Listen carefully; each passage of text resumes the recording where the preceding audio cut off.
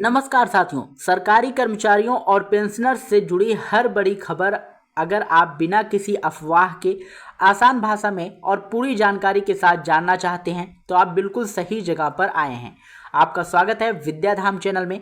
आज की इस वीडियो में हम आपके लिए लेकर आए हैं 3 ऐसे महत्वपूर्ण अपडेट जिनका सीधा संबंध आपकी सैलरी, भत्तों और भविष्य की आर्थिक स्थिति से है। पहली खबर है फिक्स्ड मेडिकल अलाउंस को लेकर है, दूसरी ईपीएफ और मिलने वाले जो ब्याज है उस पर है, और तीसरी सबसे बड़ी अपडेट है 8वें वेतन आयोग से जुड़ी हुई है, जिसमें 8 महीने बाद सामने आई रिपोर्ट ने फिटमेंट फैक्टर को लेकर नई चर्चा शुरू कर दी है। इसलिए वीडियो को आखिरी तक जरूर देखिएगा क्योंकि बीच में छोड़ी गई एक भी जानकारी आपके लिए महत्वपूर्ण हो सकती है।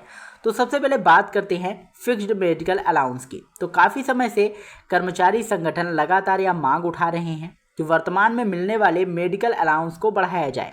इस मांग को जेसीएम की लगातार बैठकों में सरकार के सामने रखा गया। मार्च की बैठक में भी यह मुद्दा उठा और उसके बाद मई में हुई बैठक में भी इसे दोबारा जोरदार तरीके से रखा गया। अब जो जानकारी सामने आई है उसके अनुसार सरकार ने इस विषय को अलग से फैसला लेने के बजाय सीधे 8वें वेतन आयोग के विचार के लिए भेज दिया है। यानी फिलहाल इसमें कोई तत्काल बदलाव नहीं होगा, लेकिन आयोग की सिफारिशों के दौरान इस पर विस्तार से विचार किया जाएगा। इससे साफ है कि सरकार ने इस मांग को नज़रअंदाज नहीं किया है, बल्कि इसे भविष्य के निर्णय के लिए सुरक्षित रखा है। अब बात करते हैं ईपीएफ से जुड़े करोड़ों कर्मचारियों के लिए आई नई अपडेट की। तो कर्मचारी भविष्य निधि संगठन की ओर से जारी आदेश के मुताबिक वित्तीय वर्ष 2025-26 के लिए ईपीएफ पर 8.25% ब्याज दर को केंद्र सरकार ने मंजूरी दे दी है। इसका मतलब यह है कि जिन कर्मचारियों का पैसा ईपीएफ खाते में जमा है उन्हें इसी दर से ब्याज का लाभ मिलेगा। सरकार की मंजूरी के बाद यह आदेश सभी संबंधित कार्यालयों को भेज दिया गया है ताकि तय नियमों के अनुसार कर्मचारियों के खाते में ब्याज जोड़ा जा सके। यानी ईपीएफ सदस्यों के लिए यह एक राहत देने वाली आधिकारिक खबर है। अब आते हैं आज की सबसे बड़ी और सबसे महत्वपूर्ण चर्चा में रहने वाली खबर पर। तो दोस्तों, 8वें वेतन आयोग के गठन के 8 महीने पूरे हो चुके हैं और इस दौरान देश के कई राज्यों और केंद्र शासित प्रदेशों में कर्मचारियों की राय, सुझाव और आर्थिक आंकड़े जुटाए गए। दिल्ली, जम्मू कश्मीर, लद्दाख, महाराष्ट्र, तेलंगाना और अन्य राज्यों में प्राप्त जानकारी के आधार पर एक विस्तृत रिपोर्ट तैयार की गई है। इस रिपोर्ट में 7वें वेतन आयोग के दौरान लागू किए गए 2.57 फिटमेंट फैक्टर का भी विश्लेषण किया गया है। रिपोर्ट में बताया गया है कि 7वें वेतन आयोग के कर्मचारियों की सैलरी में अच्छी बढ़ोतरी हुई थी, लेकिन सरकार पर वित्तीय बोझ भी काफ़ी बढ़ गया था।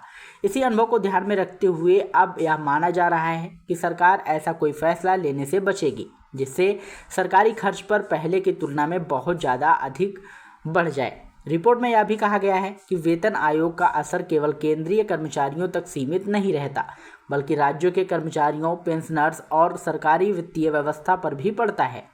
यही वजह है कि फिटमेंट फैक्टर को लेकर सरकार संतुलित फैसला लेने की कोशिश करेगी।